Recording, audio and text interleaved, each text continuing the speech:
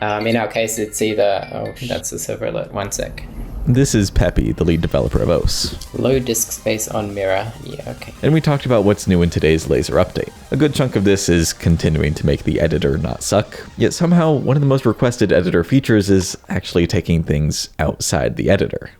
This is how the stable build of Osu stores game files. Everything is directly accessible with a folder for every map and skin and all their respective files.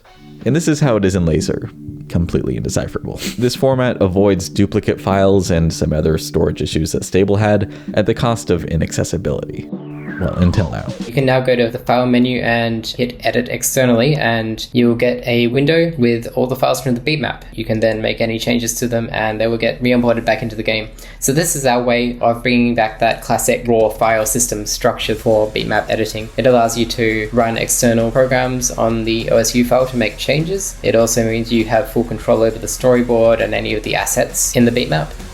Can you do this with skins too? I implemented this in a way where it already works for skins. I'm just figuring out the UI part of that for the skin editor, so expect to see that in the next release. A few other features from stable made their way back to lazer today too. First, this timestamp seeker, distance numbers for the previous and next objects, and pitch preserving low playback speeds.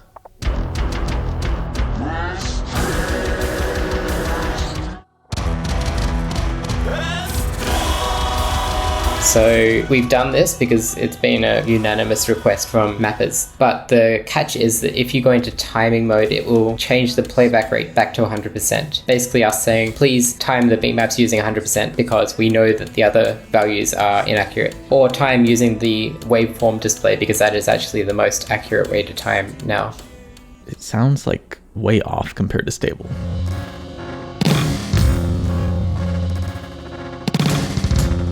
Stable adds an internal offset to account for that. I haven't added that back because that was like hand wavy. I chose the offset back in 2009 and I don't know how accurate that is. The problem is that I don't know if it's the same on every platform and on every audio file.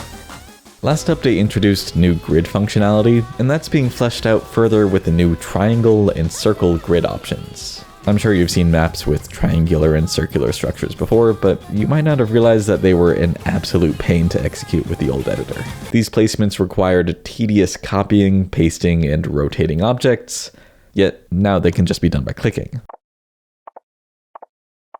I'm gonna cry, thank you Alabambi. Every mapper uses shortcuts to improve their mapping workflow, so this update brought a few more in.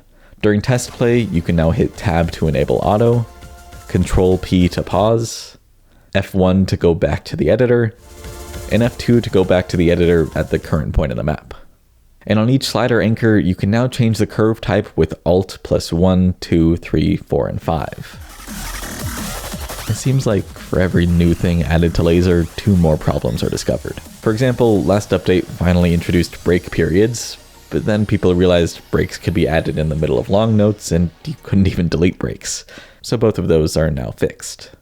Hit sounds are an even better example. Last update brought slider tick and tail hit sounding to the editor, and that made people acknowledge how many other things were broken about hit sounding. All of these changes in today's release make hit sounding work pretty much how you would have expected it to already.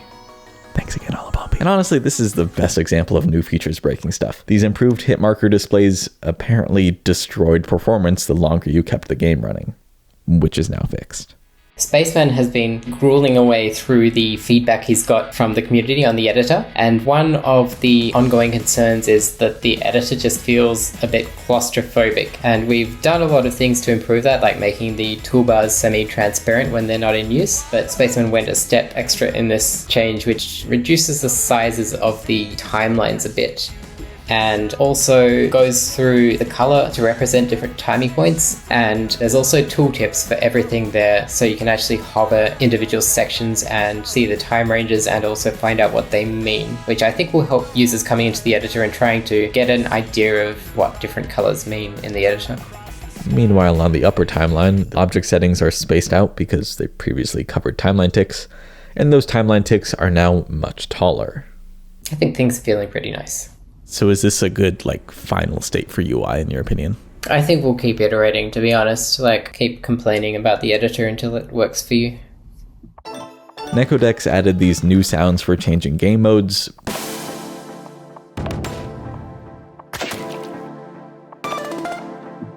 Paired with what audio people call ducking. This basically lowers the volume of one audio source, the selected song in this case, while the mode changing sound effect plays. You might have also noticed that spacing is different in song select now.